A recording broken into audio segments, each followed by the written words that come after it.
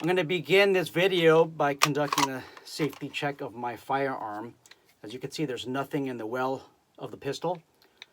Safety is on. I'm going to take the safety off, lock the slide back to the rear. Again, I have nothing in the well of the pistol.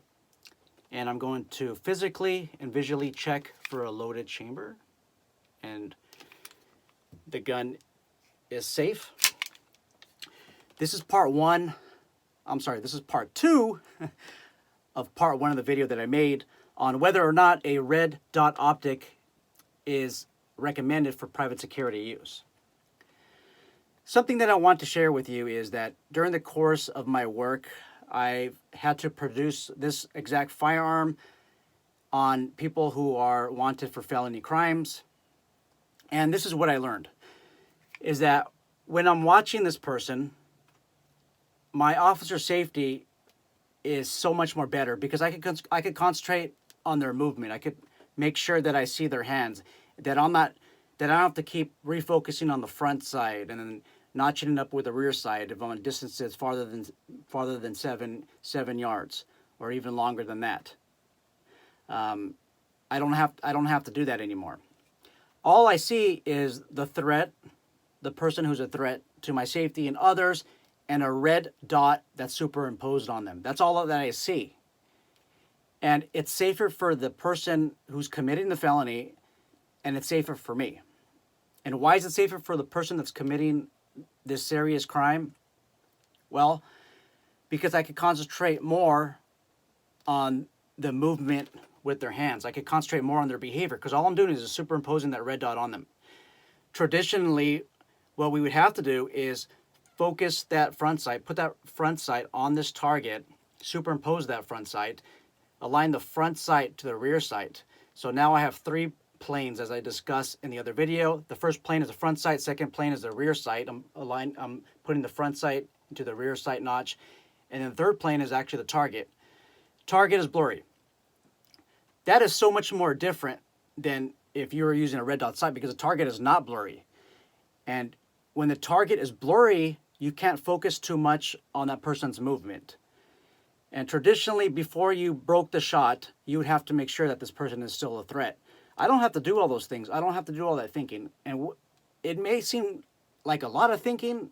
It still is, but it's still time consuming. You know, when I say time consuming, I'm talking about quarter of a second, splits of a second, thousandths of a second. That's what I'm talking about time. So I don't have to do all that.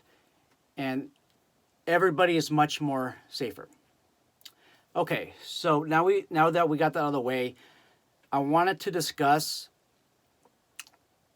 what optics you should allow your employees to carry on duty. This video is not only meant for the employer, it's also meant for those of you who want to carry red dot optics on your pistols, okay? Number one, you don't want to shortchange your optic. You don't want to buy a junky optic, something that costs, if it costs $100, it's something that you probably don't want to carry for duty use. Okay, you get what you pay for, and that is so true. According to Aaron Cowan, okay, Aaron Cowan of Sage Dynamics. Those of you who are in the firearms instruction industry, or those of you who get a lot of firearms related training, you've probably heard of Aaron Cowan from Sage Dynamics. He produced this white paper about 63 pages in length, and he evaluates red dot optics for pistols. What I recommend is that you consult with his website and his study to see which optics are recommended by him. If it's not recommended by him, then my people are not going to be carrying that optic. Now, this study was made in 2019. He has since evaluated other optics like the HoloSun. The HoloSun is not in this study. And it looks like, just watching his videos, that they've held up to the test. So I would definitely consult with his website and his research to just to make sure the optic you want was tested by him. And what Aaron does is this. he drop tests the optic when it's mounted to the pistol.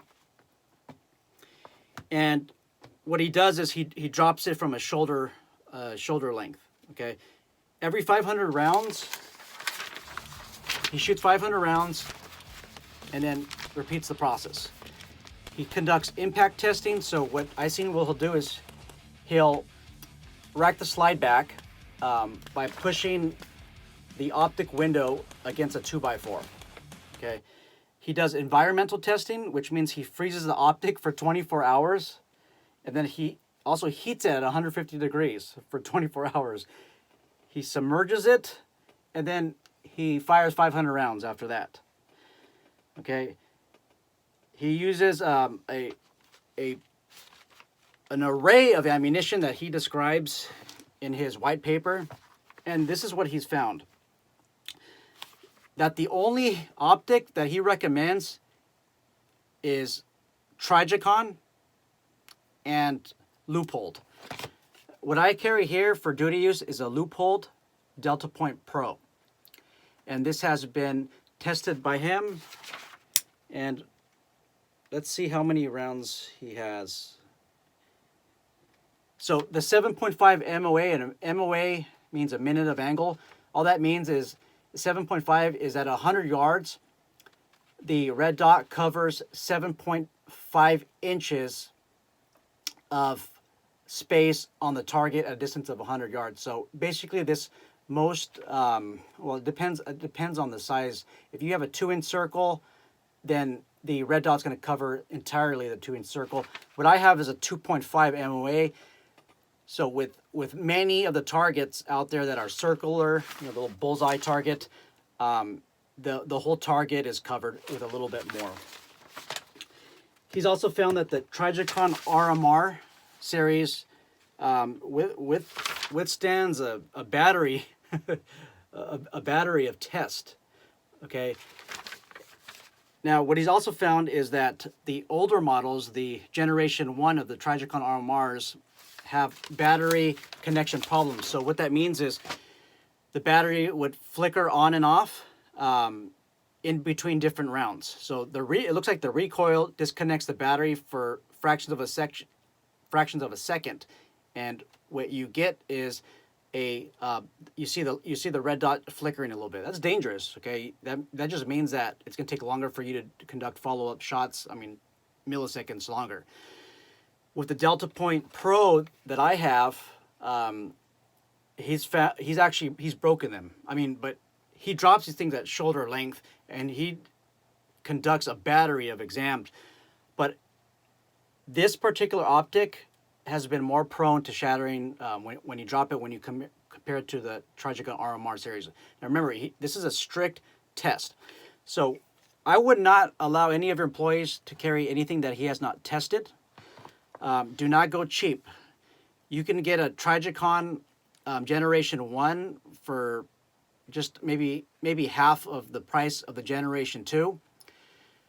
The only way I would let an employee carry that is if it's been manufacturer refurbished, or they have some type of device that fixes the connection, the battery connection issues. I think that there's some type of little gadget that you can use. It looks like a circle. It just fills in that gap between the electrode and the battery.